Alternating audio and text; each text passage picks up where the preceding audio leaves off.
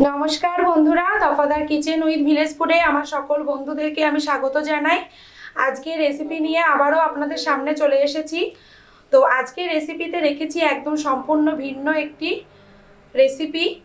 এই রেসিপিটা সম্পূর্ণ নিরামিষ রেসিপি এবং খুবই সুস্বাদু। এই রেসিপিটা খেলেই আপনারা তবে বুঝতে পারবেন। আজকে বানিয়ে আমি আপনাদের সঙ্গে শেয়ার করছি, তো আপনারা বাড়িতেও ঠিক একইভাবে বানাবেন, বানিয়ে সবাইকে খাওয়াবেন। তাহলে চলুন এই রেসিপিটা আজকে শুরু করা যাক। প্রথমে এই রেসিপিটা বানানোর জন্য এখানে ভেন্ডি এইভাবে ধুয়ে পরিষ্কার করে কেটে নিয়েছি।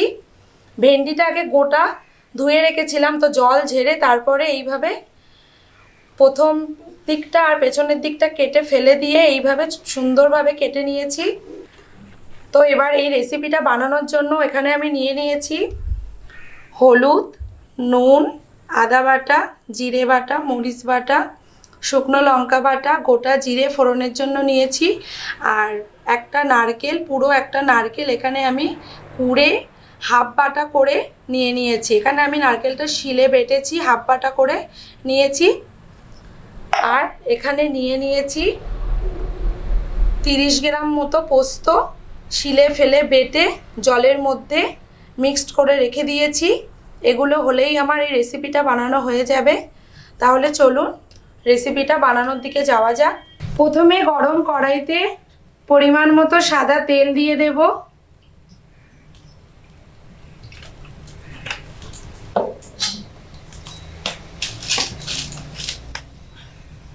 কড়াইতে তেল দিয়ে তেলটা হালকা একটু নেড়ে চেড়ে দেবো। তেল গরম হয়ে গেছে, তো গরম তেলের মধ্যে কেটে রাখা ভেন্ডির পিসগুলোকে দিয়ে খুব ভালো করে ভেজে নেব।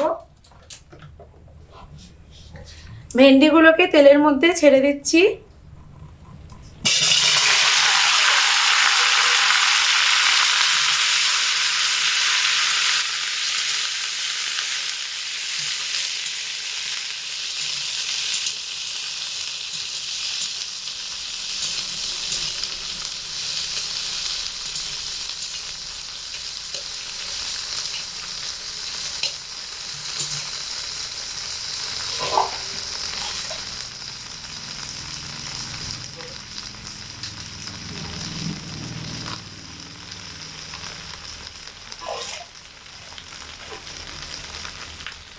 ভাজার সময় ভেন্ডির মধ্যে অল্প পরিমাণ নুন দিয়ে দেব।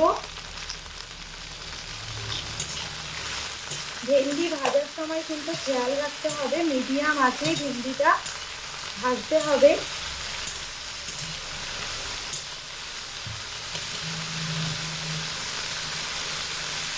একটু ছাড়া ছাড়া করে ভাজতে হবে, যাতে করে সবকটা ভেন্ডির পিস সমানভাবে ভাজা হয়।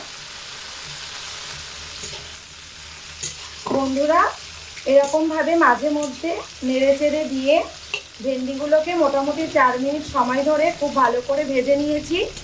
দেখুন ভেন্ডিগুলো কিন্তু অনেকটা নুয়ে গেছে। তো এবার ভেন্ডিগুলোকে কড়া থেকে তুলে নেব একটা আলাদা পাত্রে। এই দেখুন ঠিক ভাজাটা এরকমটাই হবে। গরম কড়াইতে পরিমাণ মতো সর্ষের তেল দিয়ে দিচ্ছি। এই সময় তেলের পরিমাণটা একটু কম রাখলেও চলবে, যেহেতু আমার ভেন্ডি ছাকা তেলে ভেজে নিয়েছি।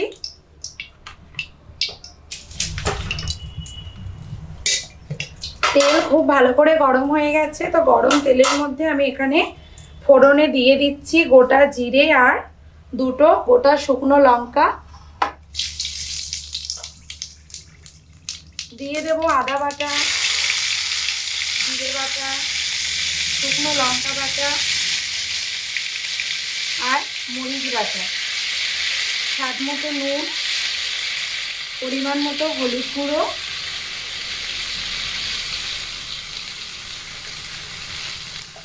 এই সমস্ত মশলা দিয়ে খুব ভালো করে মশলাগুলোকে একসাথে কষিয়ে নেব।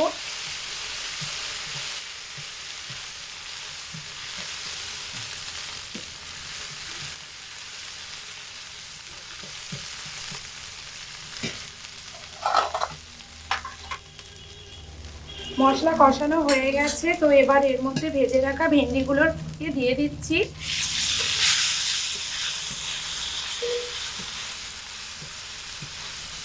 ভেন্ডিগুলোকে দিয়ে 1/2 মিনিট সময় কষে নেব।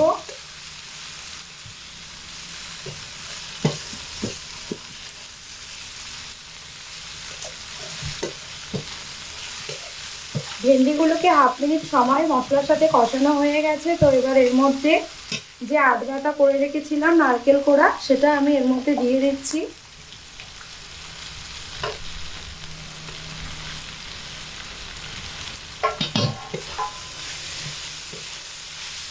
এই রেসিপিটা কিন্তু বন্ধুরা সম্পূর্ণ নিরামিষ রেসিপি। তো এই ভীষণ সুন্দর খেতে, এই রেসিপিটা খেলে তবে আপনারা বুঝতে পারবেন যে এটা কতটা সুন্দর খেতে। বাড়িতে কোনো অতিথি আসলে তখনও আপনি কিন্তু এটা বানিয়ে খাওয়াতে পারবেন।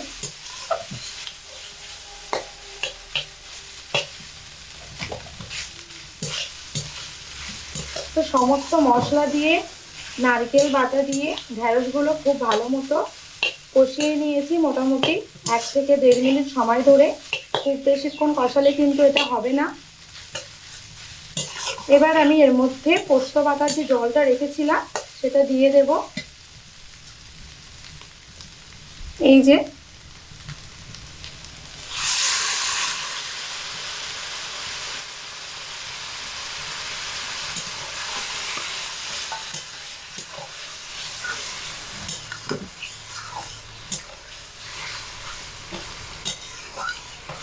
দেখুন এটা কিন্তু অনেকটা ঘন হয়েছে, সেই জন্য আমি এখানে 1/2 বাটি জল অ্যাড করে দেব। এই যে এই বাটির 1/2 বাটির একটু বেশি জল এখানে আমি অ্যাড করে দিচ্ছি।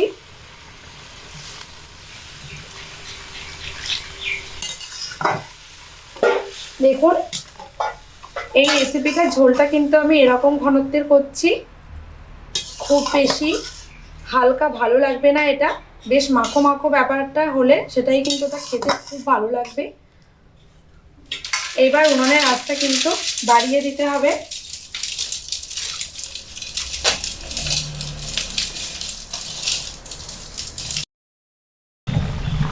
তিন থেকে 4 মিনিট সময় ধরে ফোটানো হয়ে গেছে। তো এবার এর মধ্যে স্বাদ মতো চিনি দিয়ে দিচ্ছি। যেহেতু এটা নিরামিষ রেসিপি তো এখানে একটু মিষ্টি অ্যাড করতেই হবে। এবার এর মধ্যে আমুল দুধ অল্প পরিমাণে উপর থেকে দিয়ে দিতে হবে। আপনারা চাইলে হাতের কাছে যে দুধই থাকুক না কেন সেটা দিলেও কিন্তু হবে। এখানে আমার কাছে আমুল দুধ এখানে আছে, সেই জন্য আমি এখানে আমুল দুধ অ্যাড করে দিলাম খুব অল্প পরিমাণে।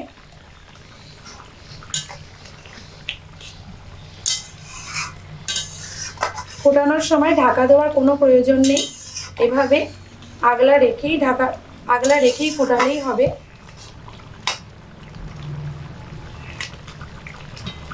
একটু টেস্ট করে দেখবো যে কোনো কিছু লাগবে কিনা।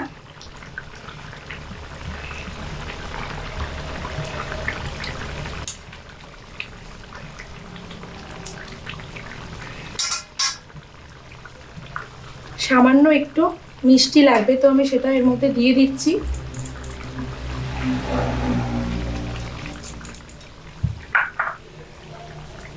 যে যেমন মিষ্টি খান তরকারিতে তেমনটা দেবেন। হালকা একটু নেড়ে চেড়ে দেবো।